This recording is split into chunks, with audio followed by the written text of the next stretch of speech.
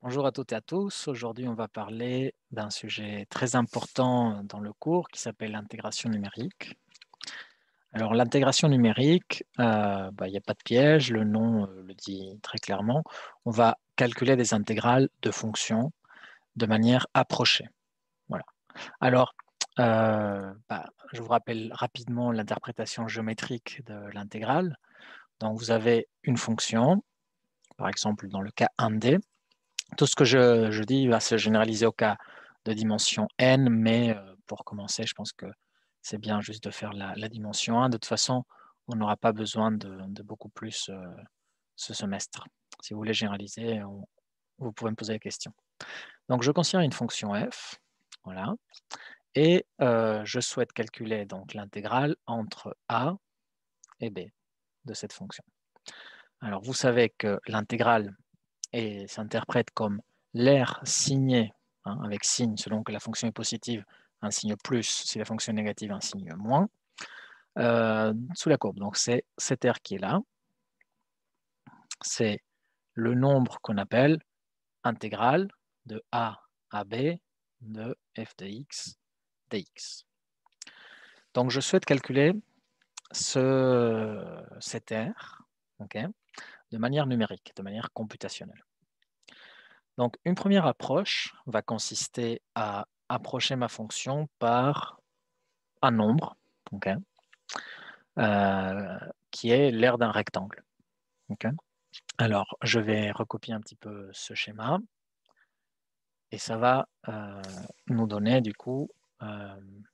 attendez, je vais plutôt faire ça. Je vais créer une nouvelle page, coller. Voilà. Si je souhaite calculer donc cette intégrale, ce que je peux faire, c'est approcher ma fonction par la moyenne de f au point A et B. Donc, f de A va valoir quelque chose, c'est la hauteur au point à gauche, et f de B va valoir quelque chose. Si j'appelle du coup alpha la moyenne de A et B, donc A plus B divisé par 2, ça va être la hauteur moyenne sur l'intervalle AB, donc ça va me faire par exemple une hauteur qui sera autour de cette valeur. Okay. Donc la hauteur de cette droite rouge, c'est f de alpha. Eh bien, je peux approcher l'aire sous la courbe comme le produit de la base fois la hauteur de ce rectangle. Okay. Donc évidemment, je fais une erreur numérique, mais c'est pas trop loin. Okay. Donc ça, c'est la formule des rectangles qui consiste à approcher cette intégrale par la base du rectangle, qui est tout simplement b moins a, multiplié par f de alpha, c'est-à-dire f de a plus b sur 2. Okay. Cette formule, du coup, nécessite d'évaluer la moyenne de la fonction, enfin, pas la moyenne de la fonction, mais la fonction au point moyen de l'intervalle. Okay. C'est donc pour cela qu'on appelle cette méthode la formule du point milieu. Okay. Formule du point milieu. Vous allez pouvoir créer vous-même sur MATLAB une petite fonction qui va appliquer cette méthode. Okay. Bon, voyons une autre formule qui est un petit peu plus avancée, okay, qui s'appelle du coup, attendez, je vais effacer là, qui s'appelle la formule des trapèzes. Alors, c'est à chaque fois dans les méthodes numériques, c'est il faut être bien conscient qu'il y a un équilibre entre complexité de la méthode, précision de la méthode, coût de calcul.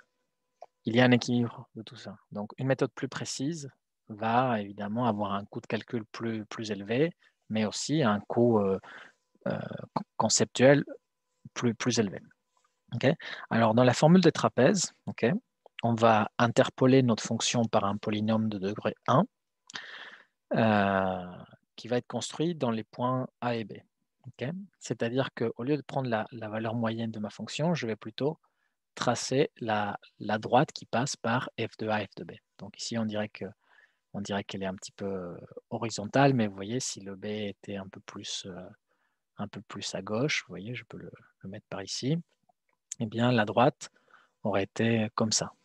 Okay, donc l'idée c'est ça, c'est d'approcher l'intégrale, donc ça va être approximativement égal à l'aire du trapèze qui est formé en dessous. Okay, donc ça c'est égal à b moins a divisé par 2 multiplié par f de a plus f de b. Okay.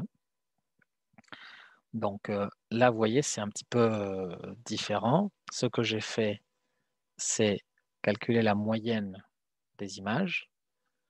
Maintenant, j'ai un doute sur ce que je vous ai dit précédemment. Donc là, ici, ce n'est pas la hauteur moyenne, c'est plutôt la moyenne de A et B. Vous voyez, excusez-moi, je vous ai peut-être confondu, je ne suis pas sûr. Donc, si j'ai dit ça. Donc le alpha ici, c'est la moyenne de ces deux points, A et B. Okay, et donc f de alpha, c'est la valeur de la fonction en ce point. Donc là, ici, si je veux être un peu plus précis, je dois monter cette petite droite, tac, ici. Okay, donc j'approche ma fonction par ce rectangle basique. Voilà, donc je calcule la fonction, la moitié de l'intervalle, je prends un point au milieu, je prends la fonction comme étant constante et j'approche ça comme l'aire de ce rectangle. Voilà, très simple. Donc là, ici, voilà, c'est ce que je disais tout à l'heure, c'est je vais approcher mon intégrale par la moyenne, non pas du point A et B, mais la moyenne des images de f. Okay, donc là, ici, voilà, je vais prendre ça. Vous prenez donc la hauteur moyenne des deux. Donc là, c'est un peu plus élevé, là, c'est un peu plus bas. Donc ça va vous donner un rectangle qui calcule donc la moyenne des hauteurs.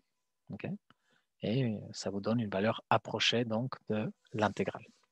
Donc cette méthode s'appelle la formule des trapèzes. Okay, formule des trapèzes. Okay. Voilà, alors c'est une formule qui va être exacte, c'est-à-dire qui va vous donner la valeur parfaite de l'intégrale pour les polynômes de degré inférieur ou égal à 1. Je vous prie de vérifier cela. Ensuite, et c'est la dernière formule que l'on va voir, c'est la formule de Simpson. Donc, formule de Simpson. Ok, donc elle va consister à approcher la fonction en 3 points, okay, qui sont A, B et la moyenne de A et B. Okay, donc je vous écris la formule. Donc, la règle de Simpson approche l'intégrale de A à B de f de x dx par b moins a divisé par 6 facteur de f de a plus 4f de a plus b sur 2, donc ça c'est le point moyen, plus f de b. Okay. Voilà, c'est tout, c'est des méthodes que vous devez connaître, savoir coder, c'est très simple sur MATLAB, et pouvoir les tester en application sur des petites fonctions. Donc ça, c'est l'activité d'aujourd'hui qu'on va faire. On va coder ces fonctions et on va les vérifier sur l'ordinateur. Alors, ce qu'il faut savoir, quel est l'objectif de cette histoire? Donc, il y a beaucoup de situations dans lesquelles c'est important de calculer des intégrales. Premièrement, par exemple, il y a une méthode de simulation stochastique qui s'appelle la méthode de Monte-Carlo qui nécessite des calculs d'intégrales.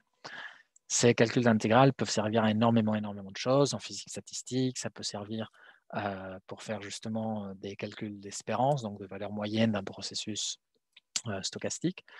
Ça peut servir, donc c'est le cas pour nous, c'est pour ça que ça nous intéresse, à résoudre des équations différentielles ordinaires. Okay, et en elle-même, ça a un intérêt. Par exemple, calculer le centre de masse d'un objet, d'un solide 3D, ça passe par une intégrale. Là, je vous ai montré uniquement les formules en dimension 1. Sachez qu'il y a des formules aussi en dimension n, plus complexes, puisqu'il faut intégrer sur 2, 3, n dimensions.